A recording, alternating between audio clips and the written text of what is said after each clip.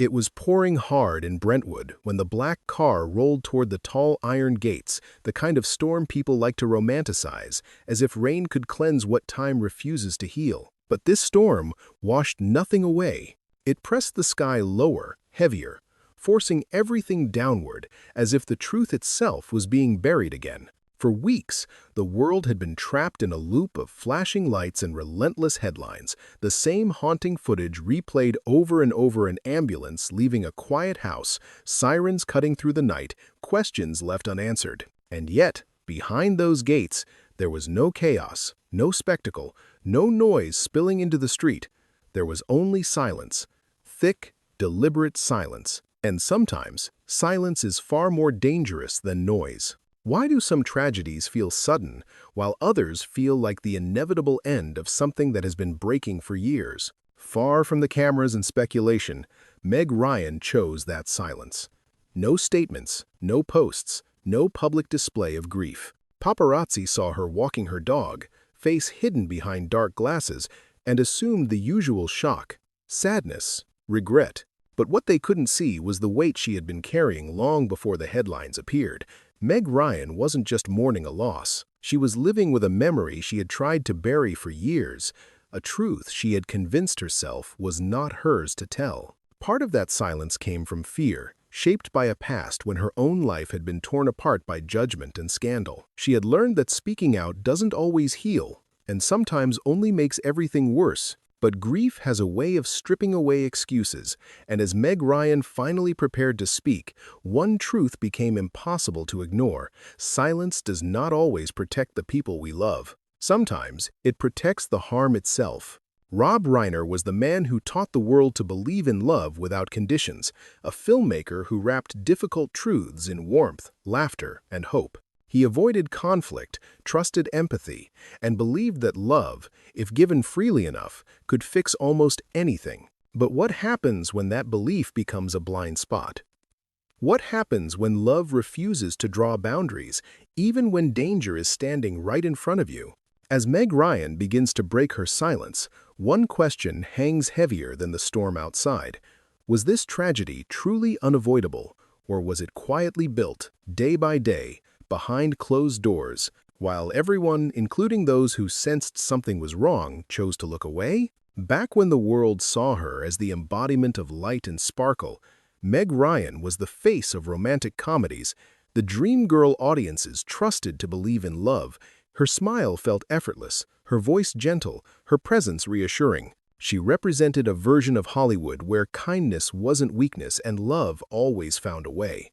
That image followed her everywhere, shaping not just her career, but how people believed she lived her life. But the woman sitting alone now looked nothing like that memory. There was no sparkle, no practiced warmth, no Hollywood polish. Meg held a ceramic mug with both hands, not to drink from it, but as if the warmth might steady something shaking deep inside her. Her shoulders were tense, her posture guarded, like someone bracing for a confession she had postponed for far too long. When she finally lifted her head, her blue eyes were sharp but rimmed with exhaustion. She didn't smile. She didn't try to soften the moment. "I need to say this," she began, her voice low and rough, "because if I keep pretending that perfect Hollywood family still exists, then I'm part of what happened. I'm part of the lie that broke him." With that, Meg Ryan wasn't just mourning a loss. She was taking responsibility for her silence. For weeks, the outside world had been drowning in noise. Headlines, speculation, endless commentary looping the same images again and again. An ambulance, flashing lights, a quiet house suddenly turned into a crime scene. The story was framed as sudden, shocking, unthinkable. But inside Meg's home, there had been none of that. No statements, no social media posts, no public grieving. Paparazzi caught her a few times walking her dog, face hidden behind dark glasses, and assumed the obvious shock, heartbreak, confusion. What they didn't know was that Meg wasn't silent because she didn't understand what had happened. She was silent because she did. People believed they knew Rob Reiner. They knew the baseball cap, the beard, the booming laugh. They knew the films that made the world feel warmer, safer, more humane. To the public, Rob was more than a director. He was a symbol, Proof that decency could survive in an industry built on illusion. A man who believed, genuinely, that love could fix almost anything. Meg believed that too. Maybe more than anyone. When Harry Met Sally reshaped her career in 1989, Rob didn't just become her director, he became family. He and Michelle didn't treat her like talent to be replaced after the project wrapped. They brought her into their world, into dinners, holidays, private moments that had nothing to do with cameras or scripts. To Meg, they weren't just successful, they were evidence that real love could exist behind closed doors. That belief mattered, because it made the warning signs easier to ignore. At first, nothing felt dramatic, just small shifts. A dinner canceled at the last minute, a conversation that felt strangely tense without explanation, a look exchanged between Rob and Michelle that lingered too long before being buried under politeness. Meg told herself it was normal.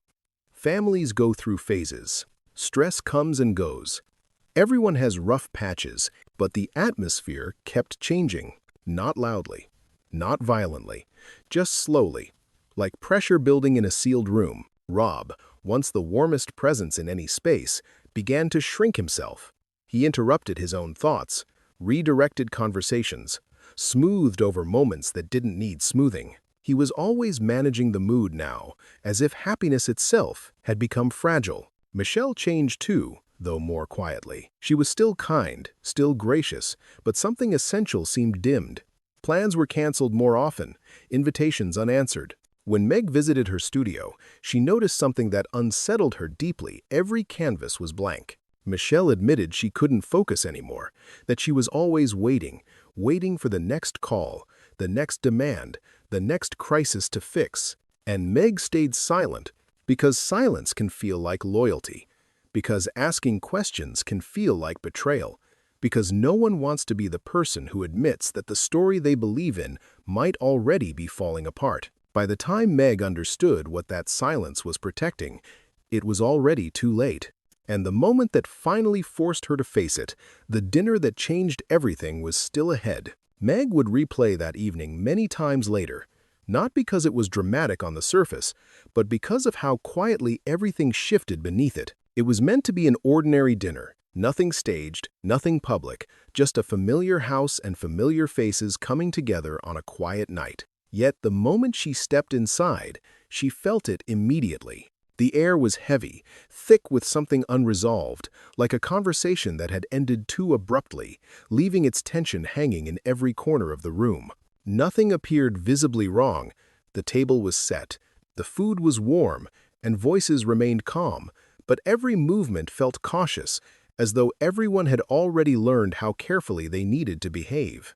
Nick was there that night, and Meg noticed him right away. She had known him for years and had watched him grow up, seen his charm, his intelligence, his ability to fill a room when he chose to. But the person sitting at the table felt unfamiliar. His posture was rigid, his expression distant, and when he looked at her, there was something missing behind his eyes, something hollow that made her uneasy in a way she couldn't immediately explain. It wasn't anger or irritation, it was absence, and that absence felt far more dangerous. Everyone seemed determined to keep things normal. Rob led the conversation the way he always had, smiling, asking questions, gently guiding the mood away from anything uncomfortable. At one point, he made a small, harmless joke about the pasta, the kind of dad joke he had used countless times before to ease tension and remind everyone that things were fine. In the past, it always worked. That night, it didn't. Nick didn't smile or laugh. Instead, without warning, he slammed his fist down on the table, sending plates rattling and a glass tipping over. The sound cut through the room, and in that instant, everything froze. What followed wasn't the awkward silence of a family disagreement or a bad mood that would soon pass. It was the silence of fear, the kind that settles all at once and leaves everyone unsure whether to speak or remain perfectly still. Meg felt her chest tighten as instinctively she turned toward Michelle, searching her face for some sign of resistance or control. But Michelle didn't raise her voice, didn't argue, didn't challenge what had just happened. She flinched, and then, almost automatically, she apologized. "I'm sorry, Nick," she said quietly, the words soft but heavy, hanging in the air long after they were spoken. In that moment, Meg felt something shift decisively.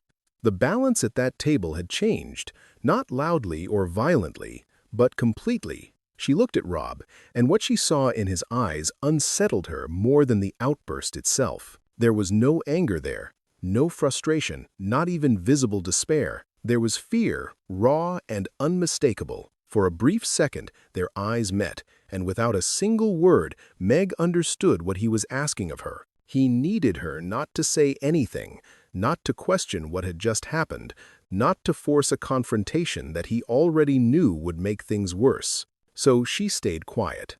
She remained seated, ate the food, sipped her wine, and smiled when the conversation slowly resumed, even though her heart was pounding and every instinct inside her was telling her that something was terribly wrong. She followed the unspoken rule that everyone at that table already seemed to live by: don't escalate, don't challenge, don't disrupt the fragile calm that had been restored.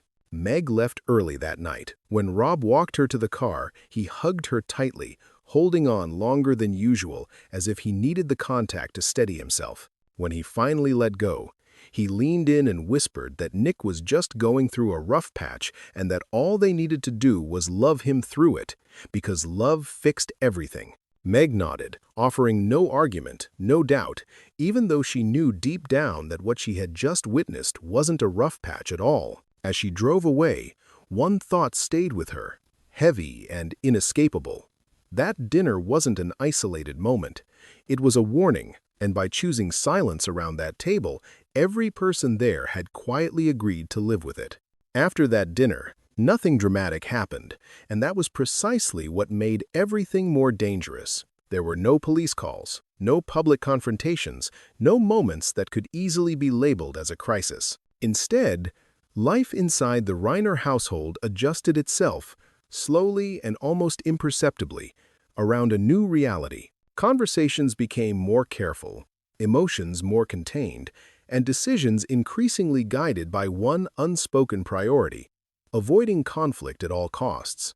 What looked like calm from the outside was, in truth, constant vigilance.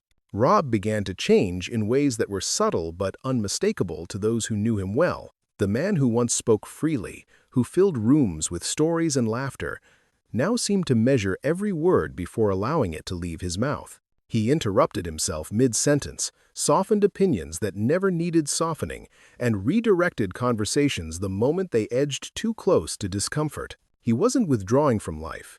He was managing it, carefully reshaping himself to fit a space that had grown smaller and more volatile. Without realizing it, Rob had begun living in a state of quiet self-censorship, as if the wrong word could trigger consequences he no longer felt equipped to handle. Michelle's transformation was even quieter, but no less devastating. She remained polite, composed, and outwardly calm, yet the woman who once radiated creative energy seemed to be fading. Plans were canceled more frequently. Friendships drifted without explanation, and her world gradually narrowed to the boundaries of the home. When Meg visited her studio, she noticed the absence immediately. The canvases were still there, neatly arranged, but they were empty. No colors, no half-finished scenes, no evidence of the imagination that once poured effortlessly from Michelle's hands. When Meg gently asked about it, Michelle admitted she couldn't concentrate anymore. Her mind was always elsewhere, waiting for the next phone call, the next demand, the next emergency that would need her attention. Life had become a cycle of anticipation, and that constant tension left no space for creation.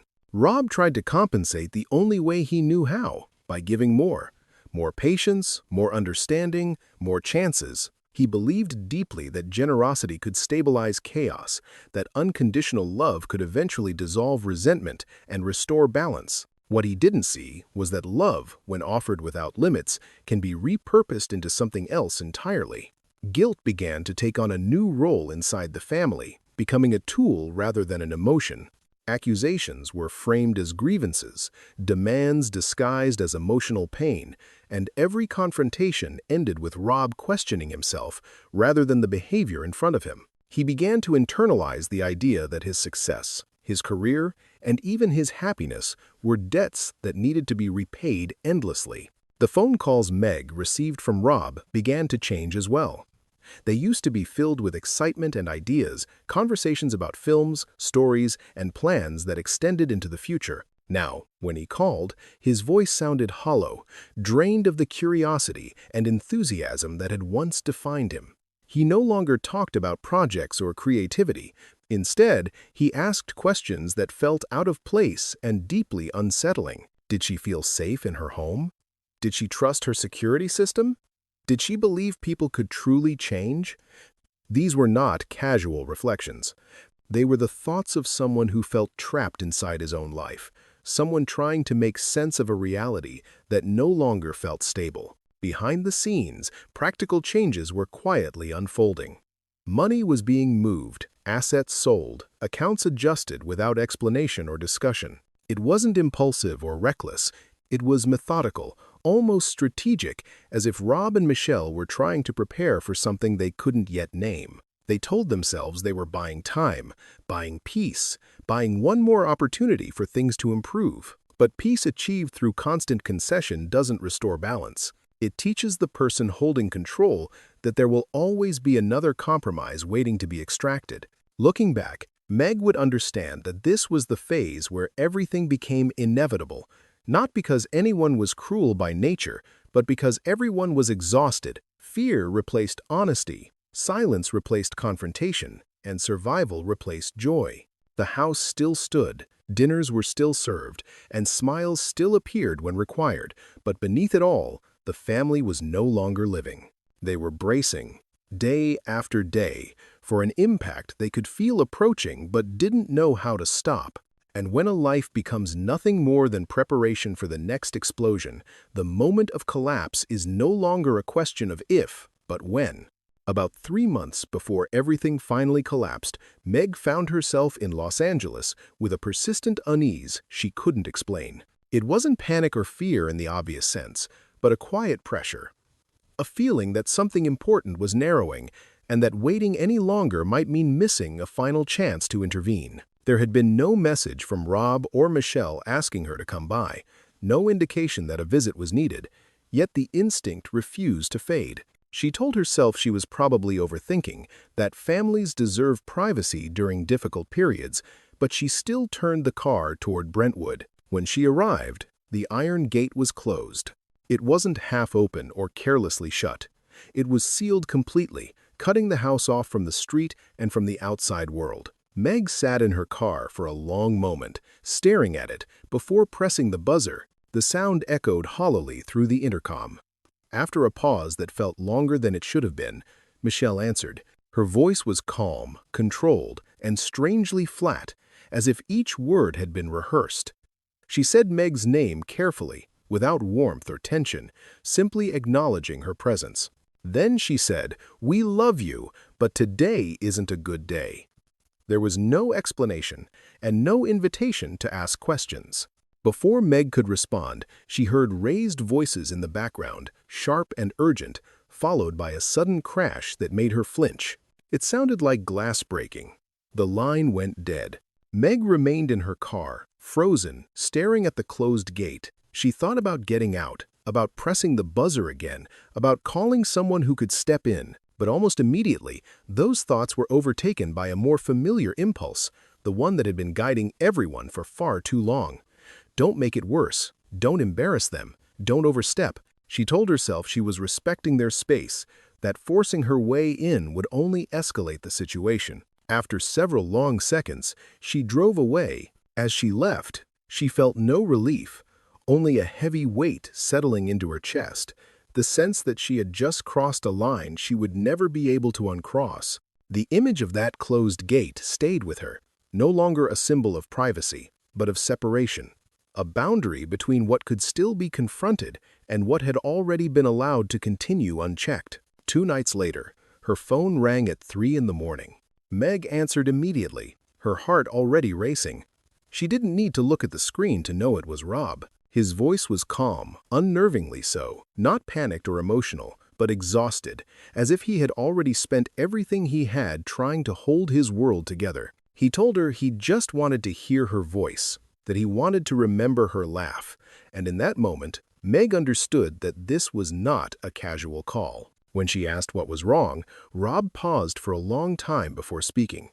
Then he said quietly that he thought they had made a mistake, that they had loved too much and protected too little. For the first time, he wasn't describing a rough phase or a temporary struggle, but a fundamental imbalance that had shaped everything.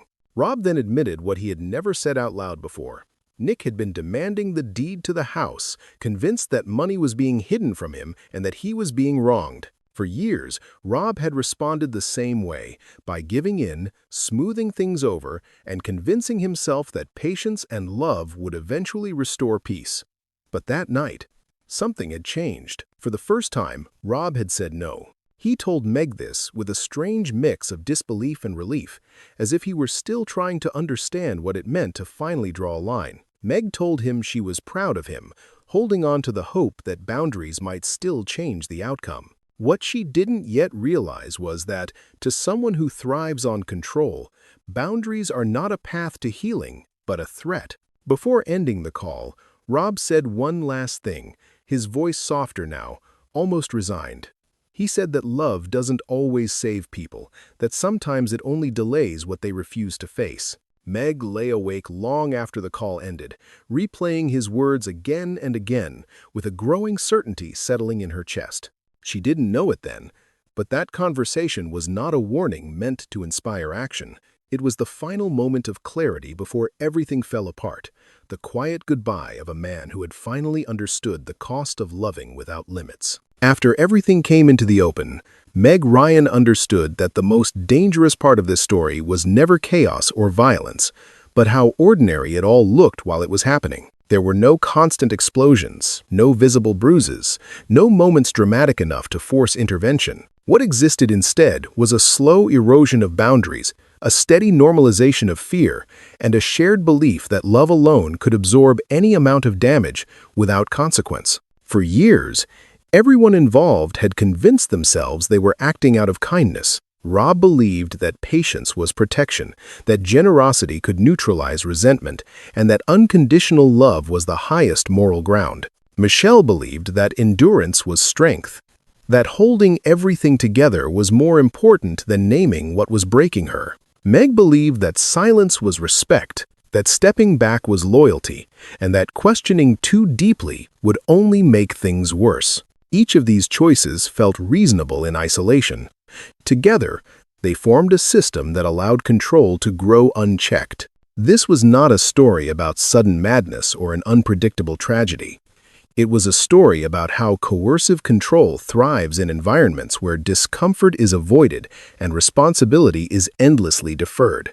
The warning signs were present long before the ending, but they were quiet, subtle, and easy to rationalize away. No one wanted to be the person who disrupted the illusion of harmony, especially when that illusion had been built on years of love and shared history. Meg's decision to speak now is not an attempt to rewrite the past or absolve herself of guilt. It is an acknowledgement that silence, even when motivated by care, can become a form of participation. By choosing not to intervene, by choosing not to name what she saw, she understands that she helped protect the wrong thing. Not peace, not family, but a pattern that ultimately destroyed everything it touched. This story is not meant to assign blame to one person alone. It is meant to confront a harder truth, one that extends far beyond a single family or a single tragedy. Love without boundaries is not safety. Silence is not neutrality. And protecting appearances will never protect people. If there is any legacy left to carry forward, it is this. The moment something feels wrong, it usually is. And choosing comfort over confrontation may feel merciful in the moment, but the cost of that choice is often paid later in ways no one can undo.